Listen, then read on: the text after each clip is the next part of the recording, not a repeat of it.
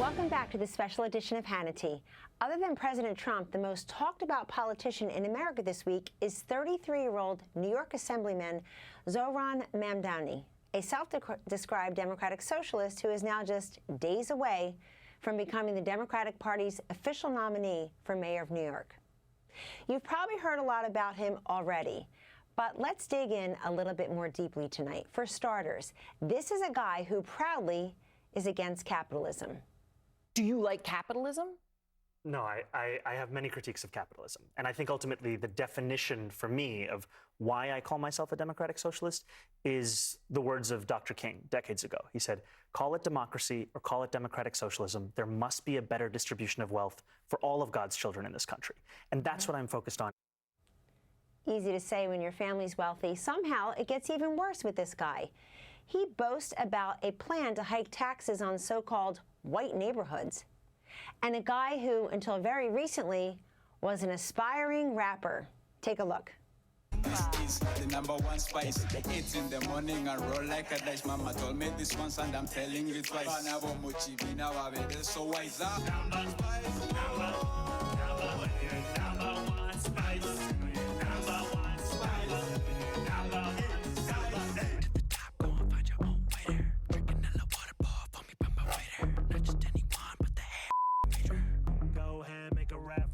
It's a rap. Get the guap, spin the rack on your natty. Spin the rack. Come through, give a dab to your natty. If you really feeling good, spin a track for your natty.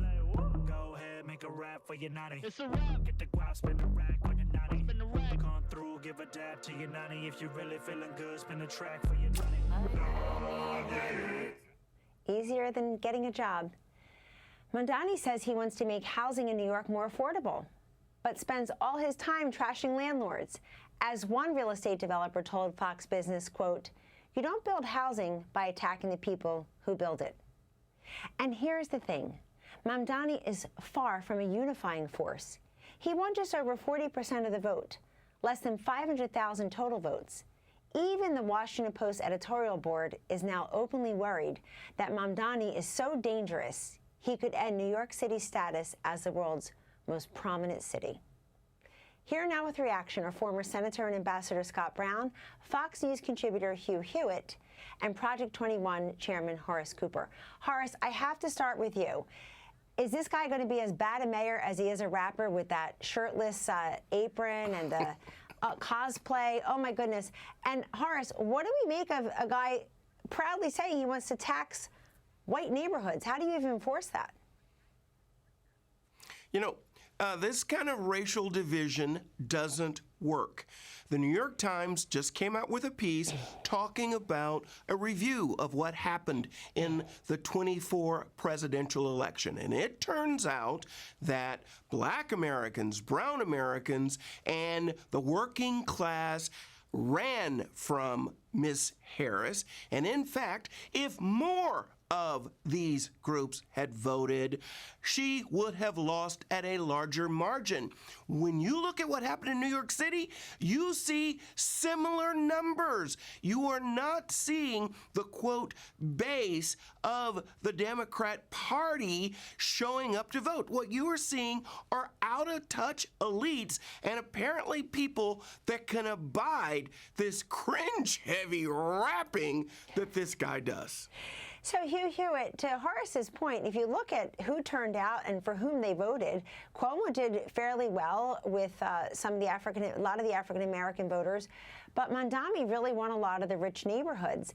And I guess I'm asking you, isn't it time for business to step in and speak up and step up and say, excuse me, we're not capital elites, we're employers. And if you kick more of us out of New York City, that you're losing tax revenues, you're using a lot of the flavorfulness of the city, you're losing major employers. That hurts the people Mamdani pretends he's going to help. What's your message to business tonight? I think that they ought to be on alert and try and do everything they can to defeat Mr. Mamdani, or they're going to have to leave. I said earlier today on earlier Fox program, I expect Miami is rooting for Mr. Mamdani because they're going to get all the banking and finance that leaves New York City. It's a city of 8 million people, but there's a huge sector of finance and banking that will flee from this, and capital is mobile.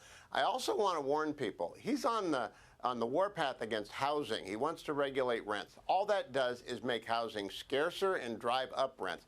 He's on a campaign against basic centrism. He's as most radical a candidate as I've ever seen nominated for a major office in any United States political race. He's that radical. Parents in New York City have got to worry as well as business people, because he has a direct impact on their schools. And I think it would be a disaster for this guy to win. But it's New York City. I don't know. In New York City, anything can happen. Scott Brown, 15 years ago, you defied the odds and you won Ted Kennedy's Senate seat in Massachusetts, partly because there was such a backlash against the Democratic Party. So the Maryland dad as the icon of the Democratic Party is so March and April. I think it's now Mamdani.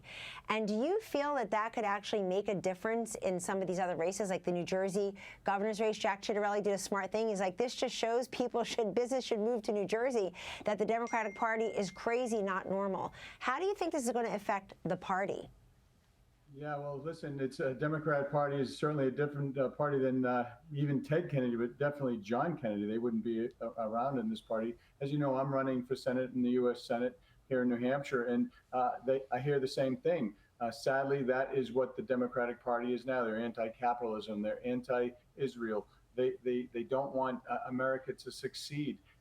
Free grocery stores, basically for government-run grocery stores, rent control. That was tried in Russia. An avowed socialist who appears to be anti-Semitic, somewhat racist in terms of anti-white, taxing just white neighborhoods. That's the Democratic Party endorsed by Bernie Sanders, Nadler, AOC. And New York better step up, because I love New York. I lived there for years, and it's a vibrant, amazing city, and they're going to wreck it. We all love New York, and it's all four of my children were born here in Manhattan. We all want New York to succeed.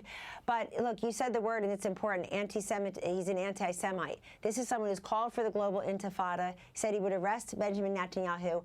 I'd like to go in the same order and quickly get each of you to weigh in on what you think the most strong message is for people to understand who he is, not just as a socialist, but as an anti-Semite in a city where a lot of our Jewish friends in these college campuses felt threatened the last couple of school years. Horace? This is the Pied Piper. Everywhere these radical socialist ideas have been tried, there has been total and abysmal failure. If you want less housing, if you want less health care, if you want less economic opportunity, this is the guy to give it to you. There is nothing new under the sun for democratic socialism. Hugh, is this just freedom of speech? I believe he's an anti-Semite. Yeah, you do.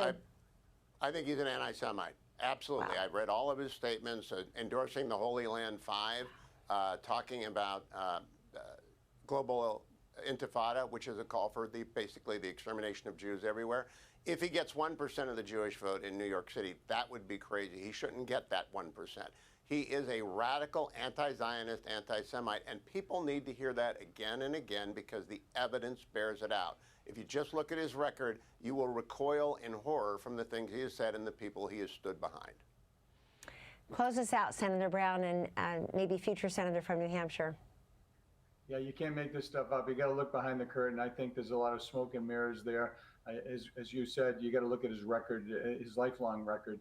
You know, he's come from wealthy parents. He's just using the buzzwords, you know, free this, free that.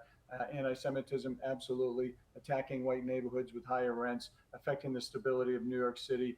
This is the Democratic Party. They don't want America to succeed, and you need to be very, very careful and get out and vote, folks. Are the Democratic office holders in the state of New Hampshire right now calling him out and distinguishing themselves from him?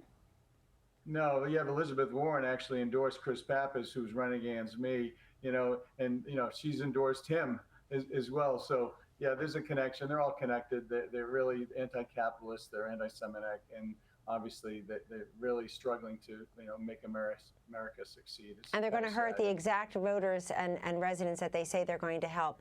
Gentlemen, thank you so much for joining us tonight. Have a great weekend.